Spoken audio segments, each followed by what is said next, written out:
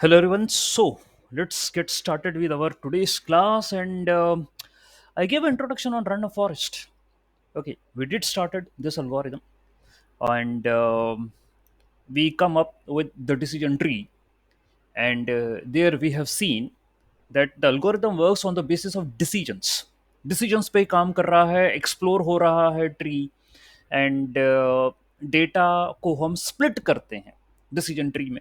Okay, we are going to solve it on the basis of certain criteria. Supervised machine learning algorithm था वो. Regression classification it can do both. Similarly random forest जो algorithm है ये भी हमारा regression classification दोनों task perform करता है. नाम है random forest. Okay, so forest is made up of trees.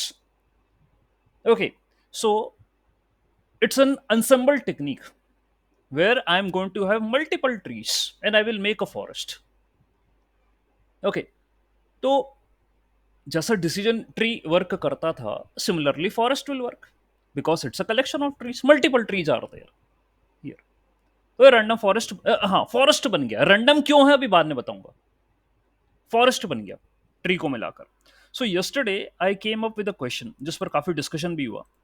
ठीक है, and the question is there is some person who is looking forward for consultation कि क्या करूं मैं अपनी लाइफ में आगे 10th एंड 12th के बाद कौन सा मुझे करियर ऑप्शन लेना चाहिए. ठीक है, so he is been talking to many people, expert से बात कर रहा है, अपने सीनियर्स से बात कर रहा है, एंड एवरीवन अब उसको कुछ ना कुछ सजेशन दे रहे हैं according to its skill set कौन सा कोर्स उसको ऑप्ट करना है. ठीक है, where he can get the job. ठीक, उसको अच्छी अपॉर्चुनिटी मिले. तो कंसल्टेशन चल रहा है. फाइन. तो finally after consulting the various people about the course he decides to take certain course which is suggested by most of the people.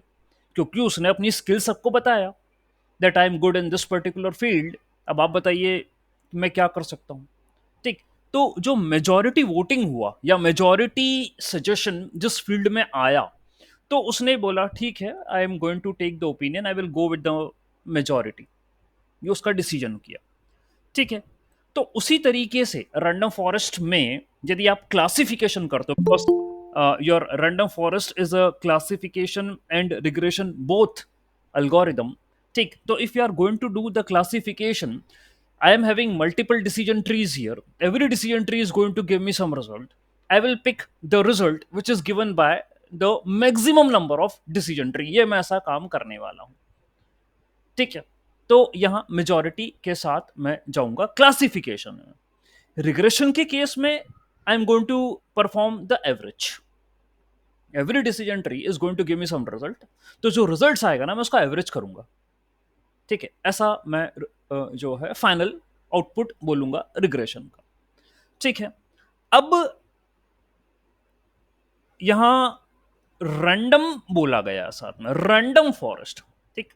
तो भाई फॉरेस्ट तो हमें समझ में आ गया, कलेक्शन ऑफ ट्रीज. रैंडम क्यों है वो. ठीक.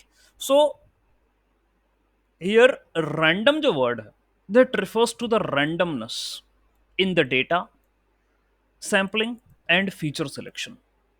यानी कि ना तो ये आपका पूरा डेटा सीक्वेंस में उठाता है सॉल्व करने के लिए, neither it will pick all the features for training. Okay, ये रैंडमली पिक करता है डेटा भी और फीचर्स भी, तभी इसका नाम रैंडम फॉरेस्ट है. Okay, it will not take everything, it will take the data and the features in a random way. Okay, क्यों करना चाहते हैं रैंडमनेस, हम क्यों इंट्रोड्यूस करना चाहते हैं रैंडमनेस. देखिए, because I don't want to give a data in a particular format. I don't want to give a data in a particular sequence. मैं नहीं चाहता मॉडल वो पैटर्न को इजीली समझ ले. Okay, I want a model to introduce complexity, ये चाहता हूं मैं. तो डेटा को रैंडमली किसी प्रोबेबिलिटी के हिसाब से, ठीक है, उस डिस्ट्रीब्यूशन के अकॉर्डिंग सेंड करो आप. फीचर्स भी अदल बदल के दो. ठीक है, don't give the features which are in a certain order, ऐसा भी नहीं करें. ठीक. तो फिर मैं देखना चाहता हूं how my model is going to respond to that. तो रैंडम फॉरेस्ट में यही है. ठीक. Fine. So this is the explanation of the word random forest. इसकी वर्किंग पर अपन आते हैं, बड़ा इंपॉर्टेंट है working. Let us understand the working of random forest. क्या है? अनसेंबल टेक्निक है, जैसा मैंने पहले भी कहा, मीन्स कंबाइनिंग मल्टीपल मॉडल्स। अब मॉडल्स कोई उसने स्पेसिफिक नहीं बोला कि decision tree he you can combine and you can make a random forest, नहीं। बट वो क्या है कि ट्री को मिलाकर ही हम फॉरेस्ट बनाते हैं, ये एक जनरल बात है, ठीक। And in the yesterday class also I told कि you can combine linear regression models, कर दो कंबाइन तो उससे सिर्फ रिग्रेशन मिलेगा। Logistic regression if you are going to combine तो उससे क्लासिफिकेशन मिलेगा, ठीक है। If you are going to club support vector machine, okay, तो उसकी अप्रोच अलग है, सपोर्ट वेक्टर मशीन की अप्रोच अलग है। When it's going to perform the classification then it will use the hyperplane, and when it's going to perform the regression तो वहां epsilon tube का यूज करता है वो, ठीक है। डिसीजन ट्री में आपके पास वो स्प्लिट करता है, ये उसका क्राइटेरिया सेम है, वो स्प्लिट करेगा डेटा को, ठीक। हाँ, लेकिन व्हेन रिग्रेशन करेगा तो MSC it will consider, and when it's going to perform the classification वह जीनी या एंट्रोपी लेगा। तो स्प्लिट तो करना है उसको, चाहे रिग्रेशन ले चाहे क्लासिफिकेशन लगे, आप क्राइटेरिया इंट्रोड्यूस कर दो, बस खत्म बात, ठीक। ये मेरे लिए आसान हो गया। तो डिसीजन ट्री सारे पैरामीटर्स को ध्यान में रखते हुए कि यार I can club the decision tree algorithm, इस मॉडल को क्लब करूं तो मेरे को फॉरेस्ट बनाना आसान है, बजाय किसी और अल्गोरिदम को यूज करें तो, ठीक है। तो रैंडम फॉरेस्ट में भी डिसीजन ट्री है, बूस्टिंग में भी डिसीजन ट्री। अनसेंबल हो गया ये, it means collection of multiple model. तो अनसेंबल टेक्निक्स दो तरीके की होती हैं, there are two types of ensembling, एक होती है बैगिंग और एक होती है बूस्टिंग, ठीक। तो बैगिंग का मतलब ये होता है it creates different training subsets from sample training data with replacement and find the output based on majority, ठीक। तो भाई मैं डिफरेंट सबसेट बनाऊंगा ट्रेनिंग डेटा का, I will be available with a training data and I will pick up some data points randomly from it, यानी data points भी randomly लूंगा और फीचर भी रैंडमली लूंगा वहां से। दैट मीन्स पूरा की पूरा डेटा नहीं उठा रहा मैं, I am randomly picking up the data points and the samples from it, ये करूंगा विद रिप्लेसमेंट। अब ये क्या फंडा है रिप्लेसमेंट वाला, यही समझने वाली, जिसको ये समझ में आ गया फिर वो रैंडम फॉरेस्ट उसको समझ में आ गया। These are the terms which are important. आगे बताता हूं क्या है कि रिप्लेसमेंट कर सकते हो, Sir, ठीक। can you repeat on bagging and boosting? I'm हाँ not हाँ, getting that yes point. Yes sir, I am telling, let me share the entire screen because I need to use the template to explain. Fine. So there are two assemble techniques. One is the bagging, another is the boosting. Okay, these two techniques are there. Fine. So in these two techniques, we are studying first the bagging. Okay. In bagging technique, it has been told that you are available with the data. Okay. And you are going to pick up samples from the data. Okay, you are going to pick up the samples from the data. For example, this is sample 1, this is sample 2, this is sample 3, and this is sample 4. Different samples you are going to pick. Okay, obviously this makes random. This introduces the randomness in the data. Why? For example, you are having 1000 data points and you are having 10 features. So it is saying that pick 200 data points and 5 features. That's what it is saying. This is one of the subset of your data. In the next case, it is saying pick up 300 data points and 6 features. This is another subset. So randomly, I'm picking any kind of data, any of the sample I'm doing picking. वो internal process है random forest की, okay, ये करेगा वो। And what I'm understanding from this point of view is it will give this data to decision tree 1, it will give this data to decision tree 2, and similarly वो और भी जो sample बनाएगा वो अलग अलग डिसीजन ट्री को देगा। This is a bagging approach and all these things will be done in a parallel mode. Okay, so it's a parallel arrangement. I will going to show this thing ahead. ये parallel arrangement होगा. Here is a diagram, you can see bagging parallel. Okay, so it's your complete data, and I'm making the subsets of the data, and I'm submitting these subsets to the different decision trees, and whatever be the decisions they are giving, finally I am doing the majority count of it in terms of classification. और regression भी होगा, वहां पर मैं ये जो भी results देंगे उनका मैं मीन कर लूंगा या एवरेज कर लूंगा. That's what I am going to do. This is bagging technique. Okay. In case of boosting, the approach is something different. The boosting combine weak learners and make a strong learner by creating sequential arrangement. Okay. So in case of your random forest, you talked about begging. That means parallel arrangement. But in case of boosting, you are going to have a sequential arrangement of the model. Okay. That means you are having the models in this way. Okay, you are going to feed the data into it, you are going to get some output. Okay, you will check what are the mistakes which are done by this model. Okay, you will give this as a feedback to the model. Okay, it will again produce some output, again it will give as a feedback to the next model that these are the mistakes. So it's a sequential training. Your all models are connected in a sequence. So this is decision tree 1, this is decision tree 2, this is decision tree 3, and so on. All these models are considered as weak model. वो सबको कमजोर मानता है और इन सबको मिलाकर बोलता है कि अब आपका मॉडल स्ट्रांग बन गया. Now this is a strong model. So boosting का मतलब ये होता है you are having a sequential arrangement of models, and once the model this model give you a result.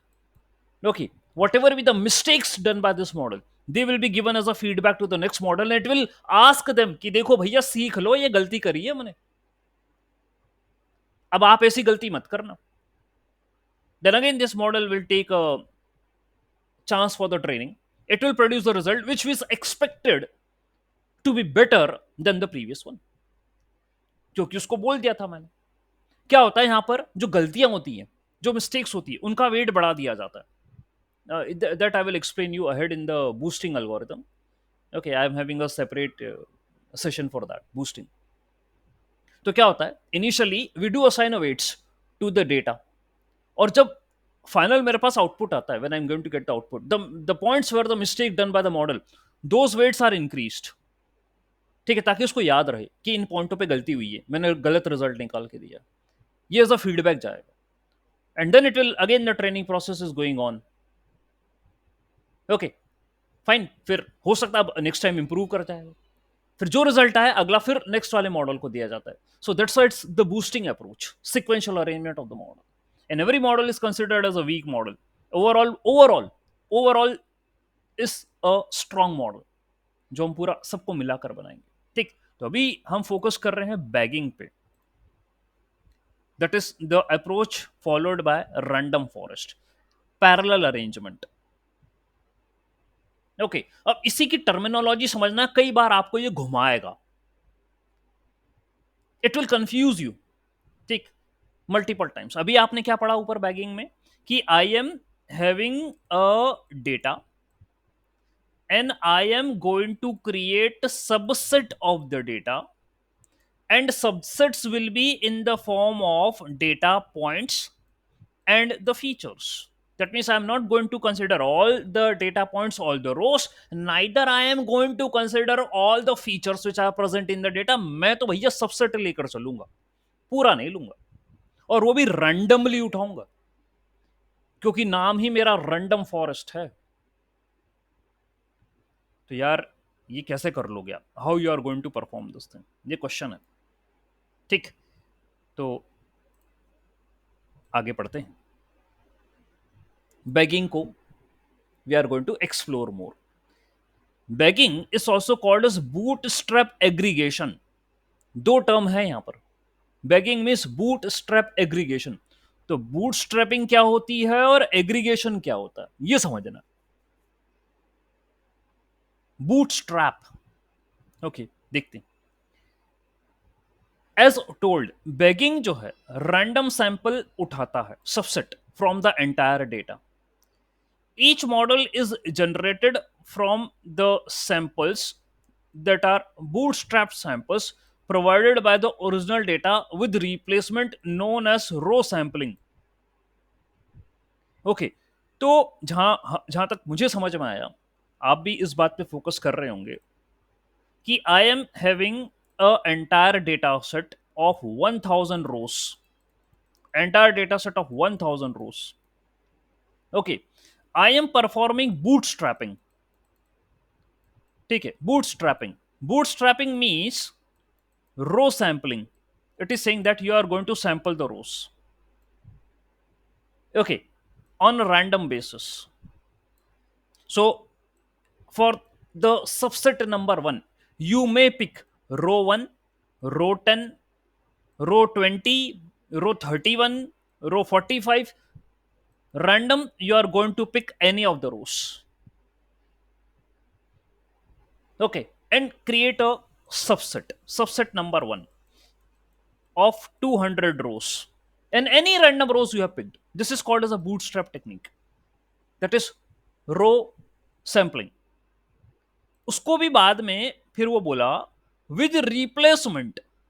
With replacement बोल रहा है, तो मुझे ऐसा लग रहा है विद रिप्लेसमेंट का मतलब कि it can replace the rows which might have been used previously, है ना. विद रिप्लेसमेंट और विदाउट रिप्लेसमेंट प्रोबेबिलिटी में हम क्या समझते हैं, what we understand in case of probability, in terms of probability क्या समझते हैं. For example, I am available with a box and I am having a blue ball, I am having a red ball, and I am having a green ball, and I am going to pick any of the ball randomly from it. कर रहा हूं. दो चीजें होती हैं, एक होती है रिप्लेसमेंट के साथ और एक होती है विदाउट रिप्लेसमेंट के साथ. यदि मैंने एक बॉल पिक करी यहां से, okay, so I am now left with the two balls, और हमने कहा विदाउट रिप्लेसमेंट, रिप्लेस नहीं करी जाएगी उसको, उसकी जगह कोई दूसरी बॉल नहीं आएगी, तो I am only left with the two balls. और यदि मैं कहता हूं विद रिप्लेसमेंट, तो if I can pick something I can again add something to the box. ये मैं कर सकता हूं. तो वो यही कहना चाह रहा है कि आप रो की सैंपलिंग करो, row samples you can do. That means randomly you can pick any of the row and you have a chance to replace it. कर सकते हो आप, चेंज कर सकते हो. विद रिप्लेसमेंट की बात कर रहा है, इसी को बूट स्ट्रैपिंग कहते हैं. ठीक, ये वो फॉलो कर रहा है अप्रोच. ठीक, उसके बाद एग्रीगेशन की बात कही गई उसने. तो एक बार मॉडल ट्रेन हो गया इस डेटा से, अच्छा, model is train independently and whatever be the results are generated, we are going to keep it. The final output is based upon the majority voting. जो भी रिजल्ट्स आएगा, मतलब आप देख सकते हैं यहां कि ये एक सबसेट बनाया, ये अलग सबसेट बनाया, ये अलग सबसेट बनाया. ये सब डिसीजन ट्रीज हैं, ये जो रोबोट्स हैं, इंडिविजुअल इंडिविजुअल ट्रेनिंग हो रही है सबकी. Okay, this part doesn't makes a sense with this part and this part, all are individual. ठीक है, ओके, पैरेलल प्रोसेसिंग चल रही है. ओके, अब हमारे पास भी जैसे प्रोसेसर है, ठीक है, I am having just i5. Okay, उसमें कितने कोर्स हैं, how many cores are there. Okay, तो उन कोर्स पर ये पैरेलल प्रोसेसिंग होगी, डेटा सॉल्व होगा वहां पे. ठीक, and whatever be the result I am getting, उसको फाइनल मेजोरिटी वोटिंग पे ले लूंगा मैं. ठीक है, वही आपका एग्रीगेशन होगा. This step involves combining all the results and generating the output on majority voting. This is called as aggregation. ये टेक्निक फॉलो करता है रैंडम फॉरेस्ट. ओके, तो काम तो डिसीजन ट्री कर रहा है, which you have learned. If you know the decision tree, that's it, fine. Only the fact of the matter is data दिया कैसे जा रहा है, how we are submitting the data to the decision tree. That is what a new thing been introduce in the random forest. यानी data आप sampled दे रहे हो. ठीक है, ये इंट्रोड्यूस हुआ है बस, और कुछ भी नहीं. यानी आप रो सैंपलिंग कर रहे हो, ओके, रिप्लेसमेंट कर रहे हो, डिसेंट्री को दे दो, सॉल्व करके दे देगा आपको रिजल्ट। वट एवर भी other decision trees are giving the result, उन सबको एग्रीगेट कर लो फाइनली, बस इतनी सी बात है। वर्किंग तो डिसेंट्री की जो होती है वही कर रहा है। This is the concept use in the random forest. ठीक, और ये देखिए, let us suppose I am having original data of different color balls. Okay, and this is how the bootstrapping has been done. Okay, कुछ यहाँ wallet balls हैं and yellow balls हैं। Okay, फिर यहाँ पर इन the data set one, subset one, you can see the yellow balls more than violet balls and orange balls and blue balls. Then in the subset number 2 you are having violet balls more, yellow balls are less. Okay, तो अलग अलग data points, कभी किसी का number कभी ज्यादा कभी किसी का ज्यादा, इस तरीके से आपने अलग अलग सैंपल्स क्रिएट करें। ओके, तो ये भी थोड़ी सी होशियारी रखना है हमें। Not we are going to give the same sample to each and every decision tree, ये काम नहीं करने का। डिफरेंट सैंपल देना है आपको डिसीजन ट्री को सॉल्व करने के लिए। यदि एक ही जैसा दे दोगे तो वो एक ही जैसा रिजल्ट ठोक देंगे। So different samples of the data submit to the decision tree, obviously it will give the different results. Okay, ये काम करेगा। तो आप देख लीजिए, ये क्लासीफायर है, डिसीजन ट्री है ये तो, और बाद में असेंबल कर लेना उसको। ठीक है, this is a bagging approach. So if you took an view over the example, we are going to break the data, okay, into different samples. They are called as bootstrap samples. Sample 1, sample 2, sample 3, ये bootstrap है with the replacement, which means there is a high possibility that each sample won't continue a unique data. तो कि replacement करा ना आपने। ठीक है, तो डेटा जो है वो कुछ इधर भी आ गया, बाद में अगले में भी वो चीज आ गई, नए भी आ गए, न्यू भी है ओल्ड भी है। Okay, that means both the things are there. Replacement है ना। यदि रिप्लेसमेंट नहीं होता तो ओल्ड एंड न्यू फिर कलेक्शन नहीं होता, कॉम्बिनेशन नहीं होता। ऑलराइट, ठीक है, तो यहां पर उन्होंने यही कहा कि आप विद रिप्लेसमेंट करिए। ठीक, एंड मॉडल 1, मॉडल 2, मॉडल 3 में आप ये बूटस्ट्रैप सैंपल दे रहे हो ट्रेनिंग के लिए, इंडिपेंडेंटली हो रहा है, and each model result generate कर रहा है, जिसको बाद में आप एग्रीगेट कर लेना मेजॉरिटी वोटिंग के साथ। ये कहानी है रैंडम फॉरेस्ट की। ठीक है, ओके, और एक एग्जांपल उन्होंने आई थिंक फर्दर पेज पर दिया है, ये इमोजी वाला। क्या हुआ, this is a bagging ensemble method. I am having an actual data and I divided the data into various samples. अब तो आपको खैर मेरे पढ़ाने के बाद तो सब समझ में आ गया होगा क्या कर रहा है वो। और इनको आप मॉडल को दे रहे हो, एक मॉडल ने रिजल्ट दिया happy, one model give the result as sad, another model given the result as happy, so number of happy is more, so my final answer is happy, majority voting के according. This is how random forest classification works. Okay, ये bagging approach है। तो dysentery जैसे solve होता था वैसे ही यहां solve होगा। ठीक है, मेजॉरिटी वाला आंसर उठा लेंगे। अब बूस्टिंग में क्या हो रहा, boosting is also one of the technique जो कि अनसेंबल के अंदर ही आती है। ठीक है, it combines multiple simple model, या वीक मॉडल बोले उन्हें, कमजोर हैं उनको कमजोर बोलता है वो, वीक मॉडल, या उनको वीक लर्नर बोलता है, या उनको बेस एस्टिमेटर्स भी बोलता है, to generate a final output. ठीक है, तो इन वीक मॉडल को मिलाकर स्ट्रॉन्ग मॉडल बनाएंगे, सबको सीरीज में ऐड करेंगे, मैं दिखा भी चुका हूं आपको। ठीक है, तो जैसे कुछ मॉडल्स हैं बूस्टिंग में, एडा बूस्ट, ठीक है, that is called as adaptive boosting technique. ठीक है, which combines weak classifier into a strong classifier में कन्वर्ट करता है वो। ठीक है, ये काम होता है बूस्टिंग के अंदर। तो एडा बूस्ट, देन आपका XD boost. Okay, so we will study this one, XGBoost, extreme gradient boosting।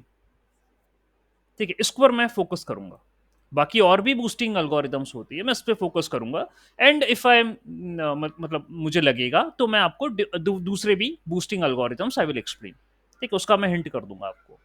ठीक है, I will much more focus upon this algorithm. तो अभी अप्रोच तो समझ में आ गया मेरे को, what's happening in the boosting. ठीक, कोई बात नहीं। मेरा भी कंसर्न बैगिंग पर है, रैंडम फॉरेस्ट पर मेरा कंसर्न है अभी। ठीक, तो रैंडम फॉरेस्ट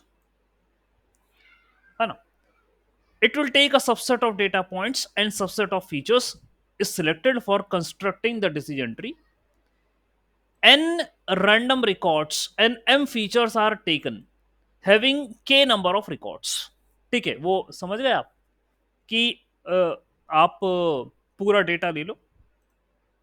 ठीक, let us suppose you are having m rows and n columns in the actual data। ये है, तो भाई ना तो मैं m पूरी की पूरी रो लूंगा, I will take k which are less than equal to m। ऐसा मैं बोलता हूं, less than equal to m, यानी don't consider all the rows, just consider k rows from the actual data which is less than और equal to m। और ये भी random होगा, सैंपल बेस्ड होगा, सैंपलिंग करूंगा मैं, रो रिप्लेसमेंट वाली रो सैंपलिंग करूंगा, that is called as bootstrapping. और ना तो सारे कॉलम लूंगा मैं, ठीक है, not all the columns I am going to consider. Okay, तो ये भी less than equal to N होगा, इसकी भी सैंपलिंग करूंगा मैं, कौन से कॉलम मुझे कंसिडर करना चाहिए। ठीक, यही वो बोल रहा है step number 1, that's the fact. Individual decision tree को ट्रेन करूंगा इस डेटा पर, उनसे रिजल्ट लूंगा, बाद में मेजोरिटी वोटिंग कर दूंगा, ये सेम पॉइंट है। ओके, अब जैसे इन्होंने एक एग्जांपल लिया फ्रूट बास्केट वाला, let me explain another example based upon random forest. Fruit basket है जो भी है, अभी मैं आपको फिगर दिखाऊंगा। तो यहां क्या है, let us suppose n number of samples are taken from the fruit basket and N individual decision tree is constructed upon based upon this. ठीक, तो ये देखिए, ये मेरा फ्रूट बास्केट है, it is having different types of fruit, सब है उसमें, एप्पल भी है, तो बनाना भी है, तो पाइन भी है, तो मैंगो भी है, सब है।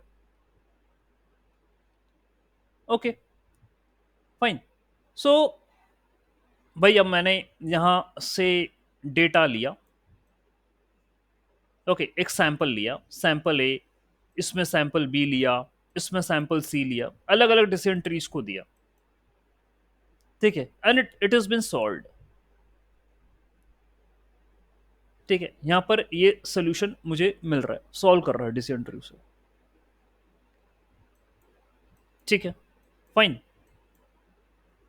एंड देन इसका जो रिजल्ट्स आया, ट्री 1 ने एप्पल दिया, ट्री 2 ने भी एप्पल दिया, ट्री जो है उसने अगले वाले ने बनाना दिया। मेजोरिटी के हिसाब से एप्पल इज द करेक्ट, ये बता दे। Okay, that's a working of your random forest. ठीक, तो फ्रूट बास्केट में क्या हुआ, a data set representing a fruit basket. In this data I am having the size, color and shape। ये data set मेरा कुछ ऐसा बना होगा, ओके, जिसमें साइज, कलर एंड शेप होगा और टारगेट होगा फ्रूट। ओके, जैसे कि अब मुझे क्लासिफिकेशन करना, ओके, फाइन। तो I will take multiple random samples with replacement from the fruit basket. ठीक है, रैंडम डेटा पॉइंट्स उठाऊंगा, each subset of the fruits will be taken from the original data। this process creates multiple bootstrap data, कई data set बना लेगा वो, कई subset बन जाएंगे इस मेन डेटा सेट के। ठीक, उनको डिसीजन ट्री में दूंगा और वो मुझे आइडेंटिफाई कर लेंगे पैटर्न। ठीक है, फॉर द लर्निंग पर्पस कि okay, if this is the shape, this is the colour, this is the size, what is the fruit, वो लर्न करेगा यहां से। ठीक, and then I will do the prediction over the unseen data, वो बता देगा कि क्या है। ठीक, मेजोरिटी वोटिंग कर लेंगे और फाइनल में रिजल्ट दे दूंगा। ठीक, तो इसका एडवांटेज क्या हुआ, व्हाट इज द एडवांटेज? आपको सर क्या क्या क्या मजा आ रहा है आपको ये डिसेंट्री कंबाइन करने से? डिसेंट्री अकेला अच्छा नहीं लग रहा था क्या, है ना, वो भी तो रिजल्ट दे रहा था ना डिसेंट्री। हाँ, आपने उसके ड्रॉबैक बताए थे, वो सबसे बड़ा ड्रॉबैक ओवरफिटिंग है। The drawback of decision tree biggest overfitting है। तो आप रैंडम फॉरेस्ट बना के डिसीजन ट्री ही इतने सारे लगा के बच जाओगे। तो ओवरफिटिंग भैया क्यों आ रही थी ओवरफिटिंग डिसीजन ट्री में? वो इसलिए आ रही थी क्योंकि तुमने सारे फीचर कंसिडर करे, सारा डेटा कंसिडर कर लिया। ओके, ये हुआ था डिसीजन ट्री। सो उसको इंप्रूव करने के लिए अब मैंने बोला कि no, I will not consider all the feature, neither I will consider all the data points. मैं तो सबसेट लूंगा और और सबसेट लूंगा। फिर आप बोलोगे सर यदि एक ही डिसीजन ट्री है, for example if there is only one decision tree available and you are taking the subset, so sir how you are going to train the complete data over this decision tree? ये possible नहीं था। तो आपने बोला ठीक है, काम करता हूं मैं, I will take multiple decision tree, I will take multiple subset of the data, जिसमें तुम्हारे कुछ फीचर किसी डिसीजन ट्री में आ गए, कुछ फीचर किसी डिसीजन ट्री में आ गए, कुछ डेटा पॉइंट किसी डिसीजन ट्री में आ गया, कुछ डेटा पॉइंट किसी डिसीजन ट्री में आ गया। तो भैया मैंने पूरा डेटा कवर कर लिया और मैंने ट्रेन कर लिया। तो अब आपकी बात भी सुन ली हमने और हमारा भी काम हो गया। ठीक, तो फॉरेस्ट बन गई और ऐसा रैंडम डेटा सिलेक्शन से रैंडम फॉरेस्ट बन गई। मेरे को ओवरफिटिंग, जो तुम जब सारे फीचर कंसिडर कर रहे थे, if you are considering all the features and if you are considering the all data, you are getting overfitting, तो उससे तुम बच जाओगे। ऐसा हमारा मानना है, रैंडम फॉरेस्ट सेव करेगा। ठीक, यही बोला गया है कंक्लूडरी रिमार्क में। It will mitigate the limitations of individual decision tree, such as sensitivity to noise and outlier, क्योंकि आउटलायर और होंगे। और नॉइस और आउटलायर क्या भैया, यही है एक्स्ट्रा पॉइंट। नॉइस क्या होता है? नॉइस क्या है? ये वो वाला डेटा पॉइंट है जो कि करप्ट है। और आउटलायर क्या है? वो भी वही वाला डेटा पॉइंट है जो कि एक्सट्रीम पर है, जिसके कारण मेरा डेटा, उसका डिस्ट्रीब्यूशन गड़बड़ा रहा है, फॉल्टी एंट्री है ये। ठीक है, तो इनसे वो रैंडम फॉरेस्ट, क्योंकि जब आप इंडिविजुअल अलग अलग सैंपल लेकर चलोगे तो वहां वो पकड़ाई में आ जाएंगे। ठीक है, या कहीं किसी ट्री में नहीं आ रहे हैं, किसी में आ रहे हैं वो, तो उनका we can have a solution. तभी we are taking multiple decision trees to solve. ठीक है, तो when you are dealing with complex data, when you are dealing with noisy data, random forest is the best algorithm which you can use apart from the decision tree, ये बोला गया। ठीक, तो भाई bagging या बूटस्ट्रैप, क्योंकि इसके अंदर यही है रैंडम फॉरेस्ट में, मल्टीपल बेस मॉडल बनाए, पैरेलल अरेंज करा, विद रिप्लेसमेंट करा, बूटस्ट्रैपिंग करी, इक्वल वेटिंग, यानी कि जितने भी मॉडल हैं, what ever be the different parallel arrangement of the decision trees, उनको बराबर का वेट दिया है। ऐसा नहीं है कि कोई किसी मॉडल को बोला you are on the priority and किसी दूसरे मॉडल को बोला कि आपका रिजल्ट भाई हम नहीं कंसिडर करेंगे। हम जब वोट देने जाते हैं तो सबका वोट महत्वपूर्ण होता है। ऐसा नहीं है कि I am being from the poor family तो सर मेरा वोट का परसेंट कम माना जाएगा, and someone from the rich उसका परसेंटेज ज्यादा होगा, नहीं। ठीक है, every every vote count and every individual who is voting उसको पूरा 100% माना जाएगा। यहां भी यही है, all base models are typically given equal weight for making the prediction. ठीक है, कोई प्रेफरेंस नहीं देता किसी को किसी के ऊपर। वेरियंस रिडक्शन, यानी bagging aims to reduce the variance of the model, that means by creating diverse subset, training multiple models with them, it will. अभी वो ओवरफिटिंग कैसे बचा रहा मैंने आपको बता दिया कि ना तो सारे फीचर लिए, ना सारे डेटा पॉइंट लिए। ठीक है, तो मेरे को स्टेबल रिजल्ट्स मिलेंगे और एक्यूरेट मिलने की भी चांसेस है, स्टेबल एंड एक्यूरेट रिजल्ट्स मिलेंगे। तो यार डेटा ही है जो कुछ है, फिर आप घूम फिर के डेटा पे ही आ गए। और बड़ी मजेदार चीज है, आज मैंने एक प्रोजेक्ट करा, मैं इसके बारे में थोड़ा सा आपसे 2 मिनट लूंगा उसको समझाने के लिए।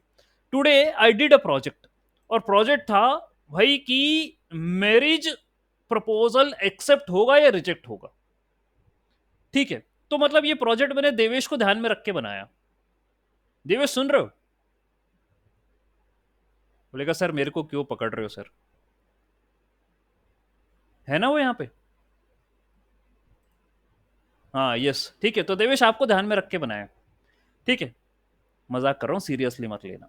तो इस ये जो डेटा सेट था, इसके डेटा सेट में you can see height, age, income, romantic gesture score, compatibility score, communication score, distance, ये है रिस्पॉन्स, ये मेरा टारगेट है, whether it's going to be accepted, whether it's not going to be accepted. ठीक है, और age category, this is also one of the feature present here, जिसमें आपके पास categorical values, senior, middle age, ऐसा करके। ठीक है, ये क्लासिफिकेशन का प्रॉब्लम था। ठीक, तो आप देख सकते हैं हाइट, ये इस तरीके से मेरे पास डेटा है। ठीक, इसको जब मैंने एनालिसिस करा पूरा, ठीक है, एनालिसिस हुआ, मेरा डेटा इनबैलेंस नहीं था, my data was complete, there is no imbalancing present in the data. ठीक है, दैट मीन्स जो मेरा रिस्पॉन्स था टारगेट, उसमें इक्वल प्रोपोर्शन में है 0 and 1।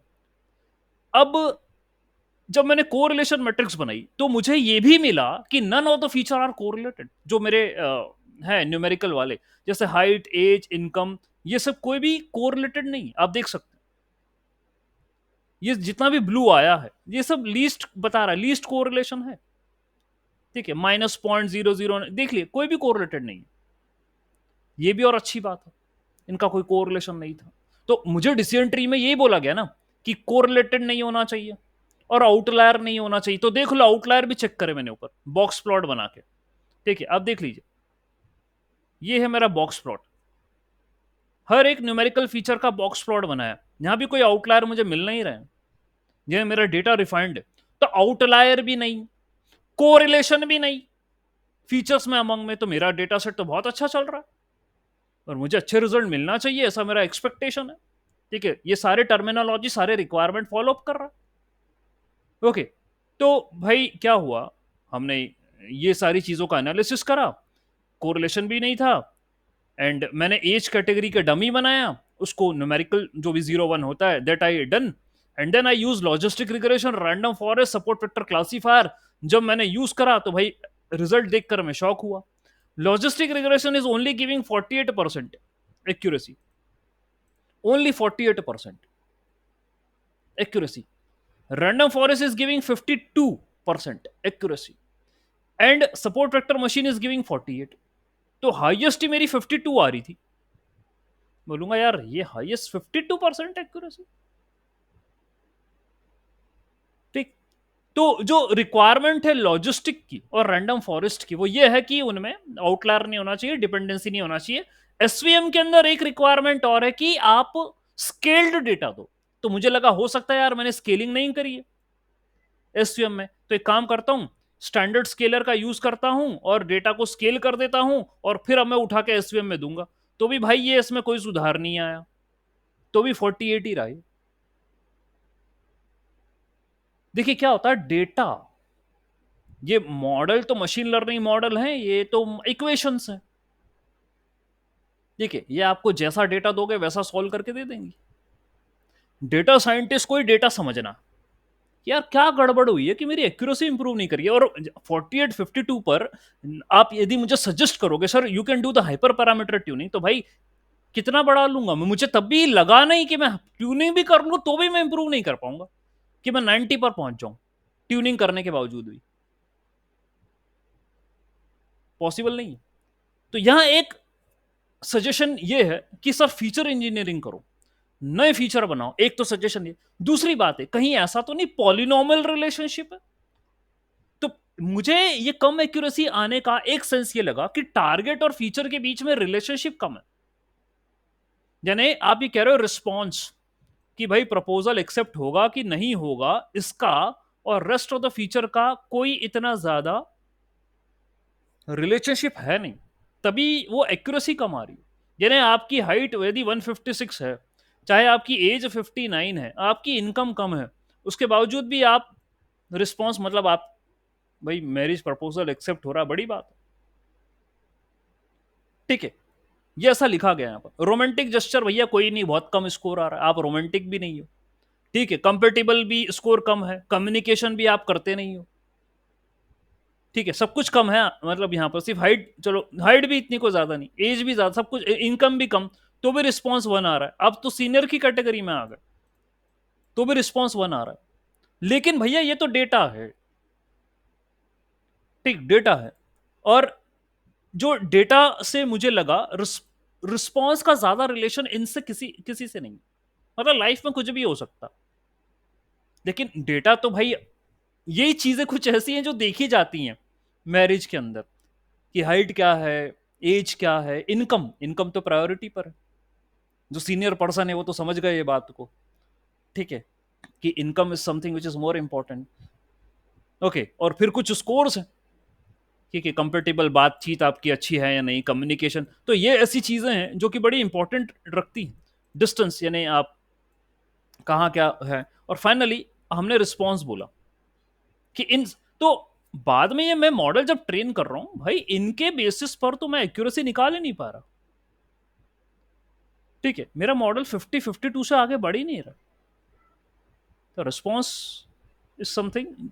तो फिर मैंने पॉलिनोमियल की भी कोशिश करी, वहां से भी देखा तो भी मुझे कोई इंप्रूवमेंट मिला नहीं इसके अंदर। डिसेंट्री भी लगा दिया, डिसेंट्री 51 तक पहुंचा, रैंडम फॉरेस्ट 52, डिसेंट्री 51, इतना पहुंचा। मैंने पॉलिनोमियल से भी कोशिश करी डिग्री 2 लेके, कि चलो हो सकता है पॉलिनोमियल रिलेशनशिप हो, कुछ ऐसा करा मैंने, तो यहां से भी मतलब मैं इंप्रूव नहीं कर पाया। जब इसमें भी लॉजिस्टिक लगाया तो 49, 1% का मैं फायदा पा पाया, पॉलिनोमियल रिग्रेशन में 49% आया मेरा। तो तो डेटा, डेटा इंपॉर्टेंट है आपका। डेटा में यदि आप के पैटर्न ऐसे हैं कि वो टारगेट को अचीव नहीं कर पा रहे, तो तुम कर लो कितनी भी, ठीक है, तो मॉडल उसकी पैटर्न या उसका एनालिसिस ही तो समझ, that's what it is trying to understand, ये तो कोशिश कर रहा था वो पता लगाने का।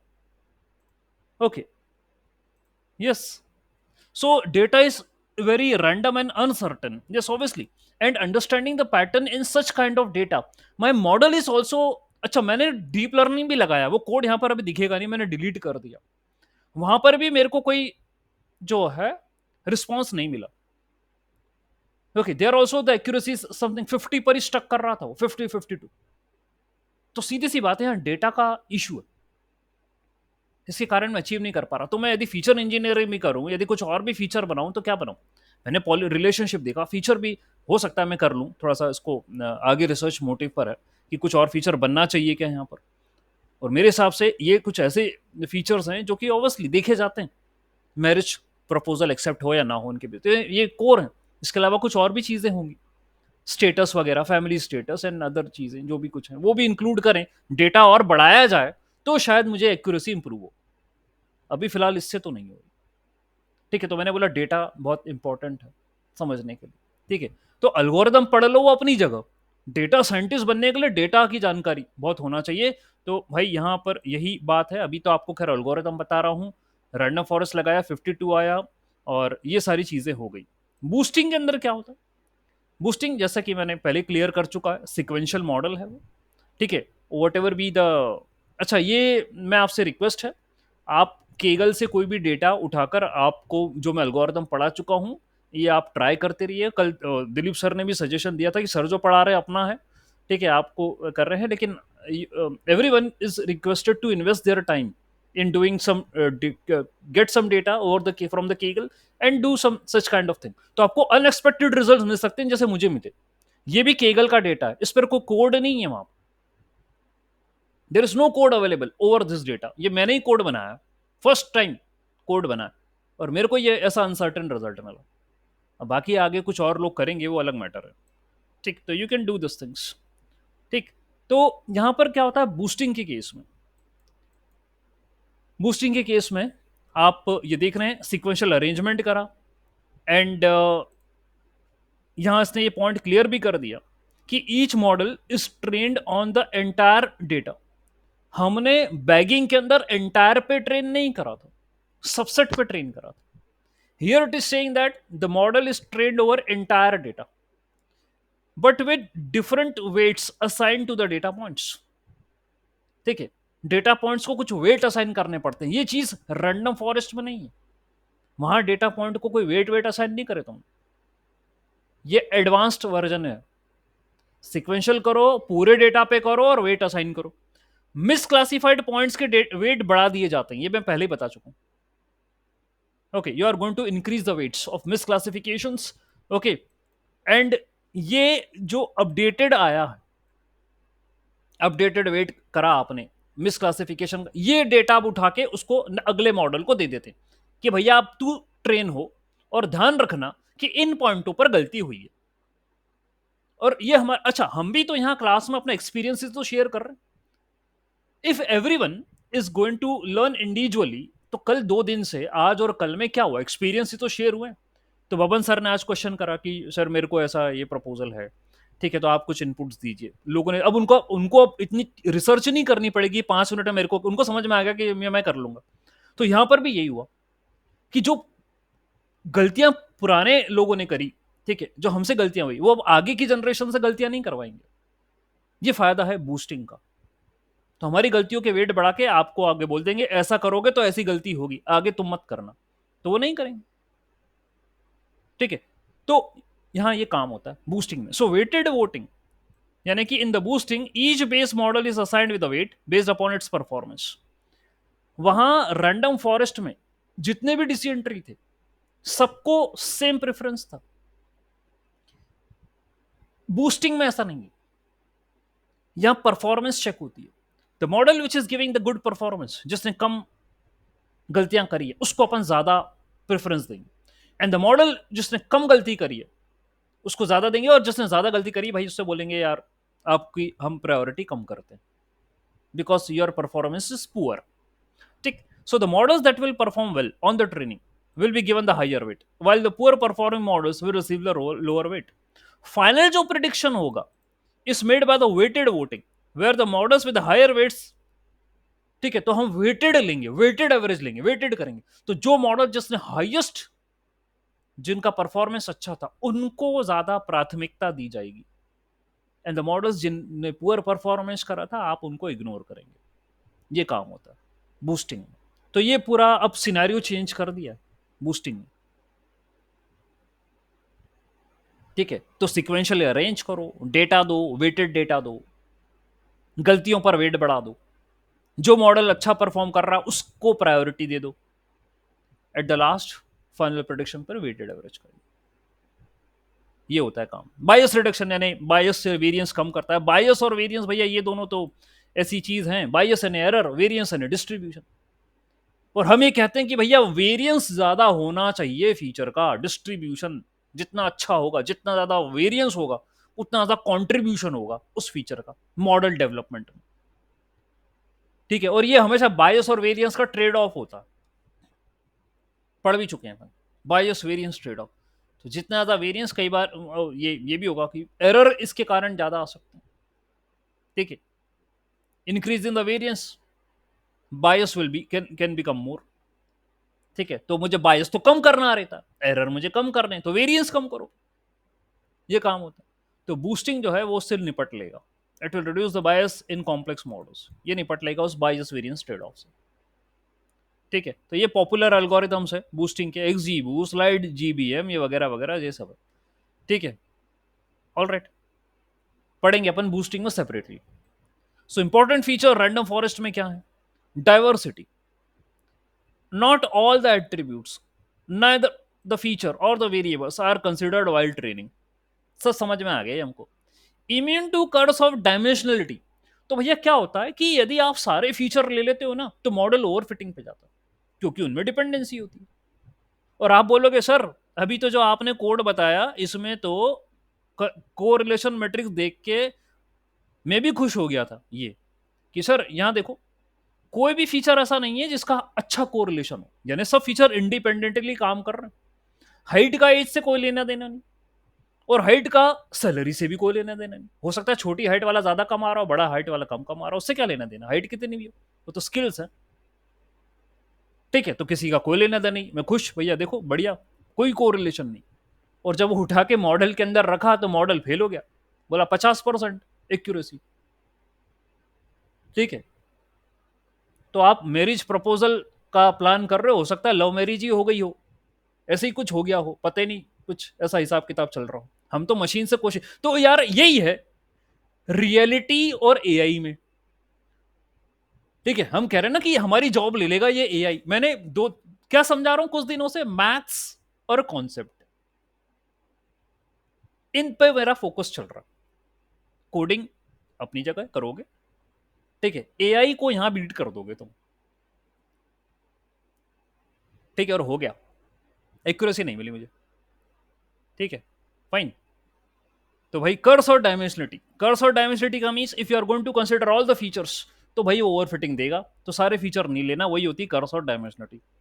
ठीक, पैरेलल प्रोसेसिंग होती है, ठीक है, train test split, that means we don't have to segregate the data for train testing 30% में, वो तो वैसे ही सेपरेट डेटा ले लेके करता है वो तो, ठीक है। आप तो खैर ट्रेन टेस्ट स्प्लिट करके ही देते हो मॉडल के अंदर, नहीं भी करोगे ना तो वो उसका सबसेट बना रहा है, वो इंटरनल स्प्लिटिंग करके ही करता है वो सॉल्व, कोई इशू नहीं है, आप पूरे डेटा उठा के दे दो उसको, no need to do X train Y train, give the complete X and Y, ठीक है। लेकिन हम फिर भी चलो अपनी जो रेगुलर प्रोसेस है वो करके देते हैं। कर्स और डायमेंशनलिटी, ठीक है, जस्ट अभी ऊपर बोला मैंने, ठीक है, it is a term use in mathematics and machine learning to describe various challenges and the problems that arises when you are working with high dimensional data. जितना बड़ा डेटा होगा ना उतना चैलेंजिंग होगा, because in spaces with many features of the dimension, क्योंकि dimension तो भैया ज्यादा होते ही हैं, ठीक है, डेटा सेट बड़ा ही होता है, जैसे जैसे डेटा बढ़ेगा, ओके, एनालिसिस उतनी टफ होती चली जाएगी, मशीन लर्निंग टास्क मॉडलिंग भी टफ होती चली जाएगी, क्योंकि ऐसा हो सकता है हायर डायमेंशन में स्पार्स हो, स्पार्स हो यानी जीरो की संख्या ज्यादा हो, ऐसा हो सकता है। If you are having a data, ठीक, if you are having a data which is having many features, बहुत ज्यादा फीचर्स हैं, 1 2 3 4 5 6 7 8 9 9 10, और उसमें कुछ ऐसे फीचर हो जिसमें जीरो की संख्या ज्यादा हो, तो ये स्पार्स है, ठीक है, इससे कुछ मिल नहीं रहा मेरे को, ठीक है, इससे कोई रिजल्ट्स नहीं मिल रहे मेरे को, लेकिन भैया डेटा बड़ा है और तुमने पूरा के पूरा उठा के रख दिया मॉडल के अंदर, तो रिजल्ट्स नहीं मिल रहे, ये उल्टा जो है ना स्पार्सिटी क्रिएट कर रहे हैं मेरे मॉडल में, कोई लर्निंग या ट्रेनिंग नहीं हो रही है, ओके, वो ये बताना चाह रहा है कर्स और डायमेंशनलिटी होती क्या, ठीक है, कोई मीनिंगफुल पैटर्न मेरे को मिले मिले ना मिले, कोई चांस नहीं है सर, ठीक। कंप्यूटेशनल कॉम्प्लेक्सिटी अलग बढ़ जाएगी, जितने ज्यादा फीचर होगा उतना ज्यादा मेरे मॉडल को टाइम लगेगा सॉल्व करने में, और वो अननेसेसरी है, ठीक, तो कंप्यूटेशनल कॉम्प्लेक्सिटी बढ़ गई, ओवर फिटिंग तो खैर है ही इशू, ठीक है, हो सकता है डिपेंडेंसी हो फीचर्स की, कोरिलेशन हो, तो उसके चक्कर में मेरा मॉडल ओवर फिटेड हो जाएगा, तो पुअर परफॉर्मेंस होगा टेस्टिंग पे, ये भी है, ठीक है। एंड एडिंग मोर डायमेंशन, और यदि डायमेंशन बढ़ाओगे तो उससे कोई फर्क नहीं पड़ने वाला आपका मॉडल के परफॉर्मेंस पे, वैसे ही तो ज्यादा थे और बढ़ाओगे तो it will not lead to improve the model, it will obviously diminish the performance of the model, okay. और कॉम्प्लेक्सिटी बढ़ेगी मॉडल की, डेटा बढ़ेगा, कॉम्प्लेक्सिटी बढ़ेगी, ये सब मेरे कर्स और डायमेंसिटी में आते हैं, ठीक है, ये सारे पॉइंट्स है। कर्स ऑफ सैंपल साइज, ठीक है, higher sample size, higher dimension, ठीक है, that will create a complexity in the data, ठीक है। distance based algorithms and metrics have least effective in higher dimensional space, in higher dimension all the data points tends to equidistance from each other, that will make to distinguish between similar and dissimilar points, ठीक है। Model को भी pattern ढूंढना है, अब अलग अलग dimension है, यदि पॉइंट आसपास हो गए तो मॉडल के लिए चैलेंज होगा ऐसे पॉइंट्स को कवर करना, ठीक है। तो फीचर रखो, उतने ही फीचर रखो जो कि रेलेवेंट है, अपन यही निकालते हैं feature selection, feature selection is one of the important technique, feature importance, feature selection, okay, सबको नहीं रखने का, कुछ को रखने का जो कि हाईली, जो आपस में इंडिपेंडेंट हो और मॉड और टारगेट को कंट्रीब्यूट कर रहे हो। अभी अपन ने जो एग्जांपल देखा वो मैरिज वाला, वो इंडिपेंडेंट तो थे लेकिन मॉडल को वो टारगेट को कंट्रीब्यूट नहीं कर रहे थे, इसलिए मैं एक्यूरेसी नहीं निकाल पाया, ये इशू फंस गया। और जितना ज्यादा डेटा, जितना ज्यादा फीचर होंगे तो नॉइज भी होगा उसमें, आउटलायर आउटलायर सब फंसेंगे, वो तो कोई मतलब नहीं है ऐसे डेटा को रखने का, परफॉर्मेंस कोई मिलेगी नहीं। तो ये कहानी है भाई रैंडम फॉरेस्ट की, और ये कर्स और डायमेंसिटी है जो मैं बता रहा हूँ।